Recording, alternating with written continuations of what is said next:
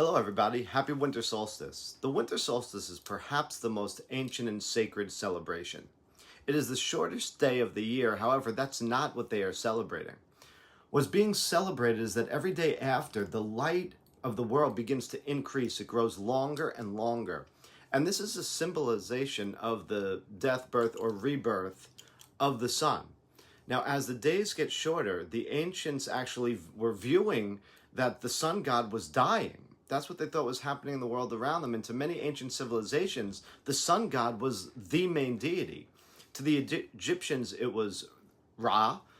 In the Native American traditions, there's a tribe called the Yavapai, which means the children of the sun. To the Persians, it is Mithras. Why? Well, because the sun was light and life. So what the ancients celebrated was the victory of light over the darkness, the victory of life over death. Life, light, food, sustenance was all being reborn in the coming months.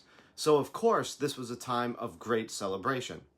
But eventually, this celebration of the light coming back to the world from some faraway distant star turned into the light coming into the world through enlightened beings.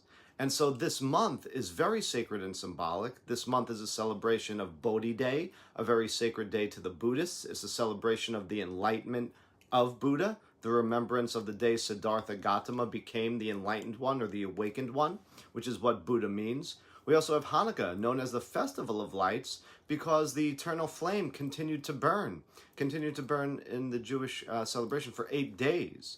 And of course, you have Christmas. And this is a time in which Christians around the world celebrate the light of the world being born in Jesus as the Christ consciousness. In fact, in the beginning of John's Gospel, when he writes about Jesus being born into the world, he says, "In him was light and life. A light shone in the darkness," meaning when Jesus was born, a great light came into the world.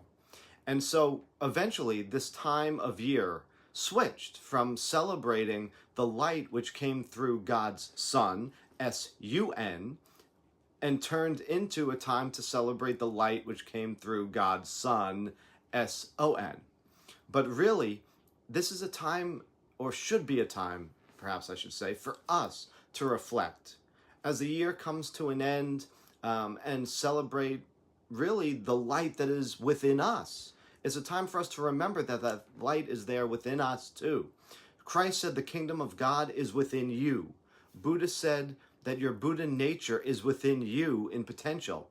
Christ also said, you are the light of the world. Let your light shine forth before all men and women. And also when Jesus said, come follow me, this was an invitation to live as he lived so that we too can shine the light and love of God into the world around us.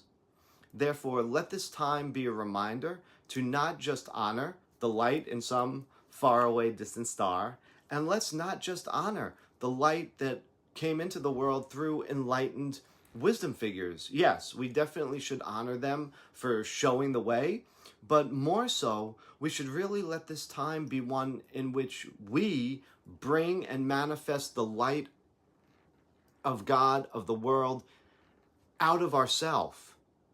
And so, this gift of bringing the light into the world would be more priceless than any holiday gift that we could give or we could receive. And so blessings to all of you. I hope it's a blessed and beautiful holiday season for each and every one of you. And may each and every one of your days be filled with an abundance of love, health, happiness, and peace.